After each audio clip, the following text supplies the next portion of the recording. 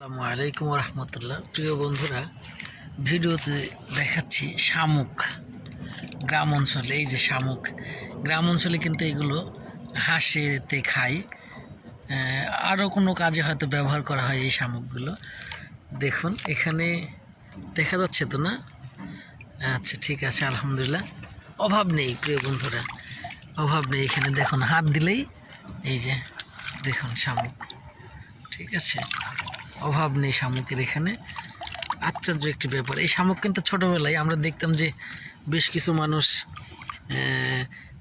ইয়েতে খাল বিলে নেমে নেমে কুড়াইতো তাদের হাঁসের জন্য। দেখুন, আর এগুলো এখানে কিন্তু লেগে আছে, অভাব নেই। গাছের গোড়ায় প্রচুর পরিমাণে এই যে দেখা যায় সব লতারের সঙ্গে লেগে আছে। এই যে মানে হাত দিয়ে চাইলেই আপনি উঠাইতে পারবেন। এই যে দেখুন দেখুন দেখুন, অভাব নেই এই শামুকগুলো এখানে। এই যে অভাব নেই প্রিয় বন্ধুরা শামুক। এই যে দেখুন, টান দিলেই পালা পরে আসতেছে।